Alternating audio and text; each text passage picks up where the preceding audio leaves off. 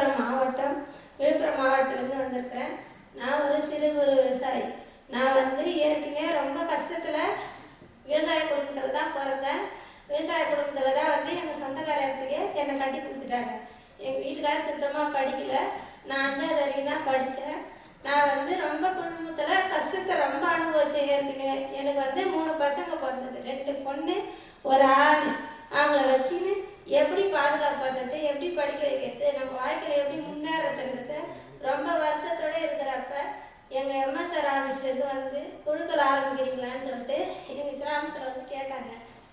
அப்போ நாங்கள் கிராமத்தில் இருக்கிறப்ப குழுக்கள் ஆரம்பிக்கிறோன்னு சொன்னோம். குழுக்கள் ஆரம்பித்ததுக்கு அப்புறம் எங்களுக்கு விவசாயத்தில் எங்களுக்கு நிறைய ட்ரைன் பண்ணி அதுக்கு முன்னே பயிர் வைக்கிறதுக்கு 3 ஏக்கர் நிலத்தில் எப்படி பயிர் வைக்கிறது, என்ன பண்ணுறதுன்னு வீட்டில் இருக்கிற வேலையை எடுத்துன்னு போய் வரைச்சிருவோம். கிணறு இல்லாமல் ரொம்ப துண்டு போன கிணறு, சின்னதாக ஒரு கிணறு இருந்தது. 5 kg ஆழத்தில் தான் இருந்தது.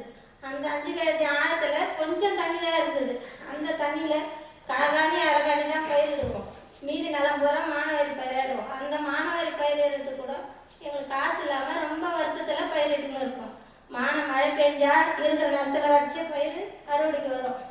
மழை பெய்யலைன்னா கைநாடு விட்டுருவோம்.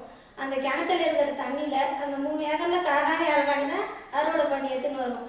அப்படி இருக்கிற காலத்தில் எங்கள் எம்எஸ்ஆர் ஆஃபீஸ்லேருந்து எங்களுக்கு கிணறு துண்டு போன கிணறு தூர் வாரத்துக்கும், எங்களுக்கு கிணறு ஆழப்படுத்துறதுக்கும், எங்களுக்கு விவசாயத்தில் முன்னேற்றம் வர்றதுக்கும் எங்களுக்கு அவங்க வழிகாட்டினாங்க. வழிகாட்டினதுக்கு அப்புறம் அவங்க 70,000 ரூபாய் கொடுத்தாங்க. நாங்கள் 1.5 லட்ச ரூபா போட்டு கிணறு ஆழப்படுத்தணும், சுற்று சேவு கட்டணும். அடுத்த வெள்ளம் கணியில் உள்ள பாயாத அளவுக்கு கிணறு கொஞ்சம் தூக்கி கட்டி கிணத்துல நல்ல தண்ணி நல்ல வருவாய் ஆழப்படுத்ததுக்கு அப்புறம் நல்ல தண்ணி கிடச்சிது. தண்ணி கிடச்சதுக்கு அப்புறம் 3 ஏக்கரையும் நல்லா பயிரிட ஆரம்பித்தோம். பயிரிட ஆரம்பித்ததுக்கு அப்புறம் எங்களுக்கு ட்ரைல் வம்பன் உளுந்தில் ஒரு 7-8 ரகம் போட்டாங்க.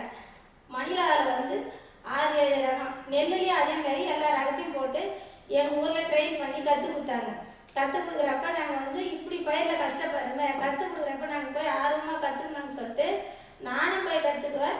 எங்கள் ஊரில் இருக்கிற பொண்ணு விவசாயம் பூரா பேர் கூட்டின்னு போவேன். வாங்க, நம்ம ஊருக்காக நல்லது செய்ய வந்திருக்காங்க, நம்ம போய் அதில் கலந்துக்கணும்னா நம்மளுக்கு எல்லாருக்குமே விவசாயத்தில் நன்மையாக இருக்கும் அப்படின்னு சொல்லிட்டு எல்லாரையும் கூட்டின்னு போவேன். வீடாக போய் கூட்டின்னு போவேன், வாங்க போகலான்னு சொல்லிட்டு போய் நாங்கள் எல்லோரும் போய் ட்ரெயினில் பார்க்குறப்ப பாத்தியாக கட்டி எங்களுக்கு இந்த ரகம் அப்படின்னு சொல்லிட்டு அதில் போர்டு நட்டு இந்த ரகம் உளுந்தலை, இந்த ரகம் மலாட்டில் போர்டு நட்டு வச்சுருப்பாங்க.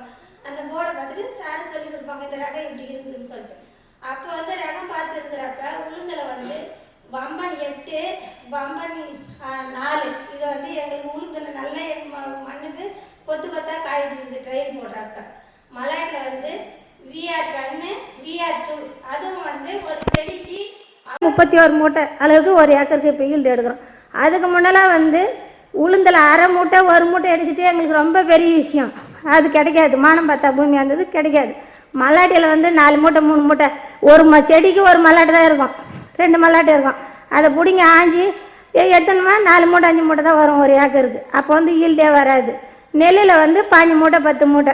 அதை வீட்டிலேருந்து வரைக்கிறோம். அது எப்படி பண்ணுறது? குத்தாக நாற்று வச்சு நட்டுருவோம். நாங்கள் கிட்ட அப்படி வச்சு நடுறப்ப பயிர் காத்தோட்டம் இல்லாமல் மகசூல் கம்மியாக வரும். அப்போ எங்களுக்கு அந்த பயிர் ஏறதுக்கு எங்களுக்கு தெரியல.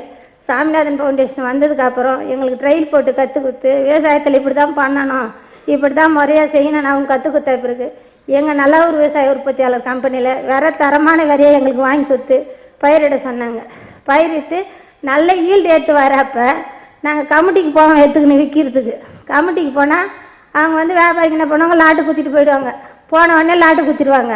ரெண்டாவது 4-5 வியாபாரி இப்படி அள்ளி தூத்தி பார்ப்பாங்க. தூத்தி பார்த்துட்டு அவங்களுக்குள்ள ஒரு விலையை நிர்ணயிச்சின்னு போயிடுவாங்க.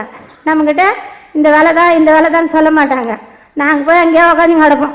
காலையில் போனோம்னா மத்தியானம் 1 மணி வரைக்கும் பள்ளிக்கூட விளக்காமல் பசியாட உட்காந்து கிடப்போம். சாப்பிட்றதுக்கு விலை எப்போ நிர்ணயிப்பாங்கன்னு சொல்லிட்டு நாங்கள் காலையில் 8 மணிக்குள்ளே கமிட்டிக்குள்ளே போயிடணும்.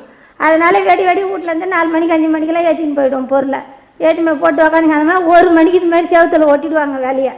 அப்போ ஒட்டினாங்கன்னா நாங்கள் கையில் லாட் நம்பர் வச்சுருவோம். அந்த லாட் நம்பரை பார்த்து தான் இது என்ன வேலை, நம்மளுக்கு லாட் நம்பர்னு அந்த லாட் நம்பரை பார்த்துட்டு படிப்போம். நல்ல வேலையாக இருந்ததுன்னா வீட்டுக்கு சந்தோஷமாக போவோம். கம்மியாக வேலை போட்டாங்கன்னா நம்மளுக்கு என்ன இவ்வளோ கம்மியாக போட்டுக்கிறாங்களேன்னு நாங்கள் கஷ்டத்தோடு அழுதுன்னு போய்க்கிற காலெல்லாம் இருக்குது எங்களுக்கு விவசாயத்தில். அந்த அளவுக்கு கஷ்டப்பட்டு இருக்கிறோம். எங்கள் நல்ல ஒரு விவசாய உற்பத்தியாளர் கம்பெனியில். அதுக்கப்புறம் நம்ம மணிலா நெல் உளுந்து எல்லாம் வாங்கினேன்னு சொல்லிட்டு அக்ரோ சாபியிலேருந்து மல்லாட்டிக்கு வந்து எங்களுக்கு டைப் பண்ணாங்க. டைப் பண்ணதுக்கப்புறம் நாங்கள் வந்து உளுந்து வந்து நல்ல கிரன்றவங்க வந்து எங்களுக்கு உளுந்து எடுக்க வந்தாங்க. அந்த கம்பெனிக்காராக கூட உளுந்து ஏற்றணும். நெல் அதேமாரி தரமான சீடாக நாங்களே வந்து எங்கள் நல்ல ஒரு விவசாய உற்பத்தியாளர் பிராண்டில் போட்டு நாங்களே விவசாயிக்கு தரமான விதையாக நாங்கள் தயார் பண்ணி கொடுத்துன்னு இருந்தோம்.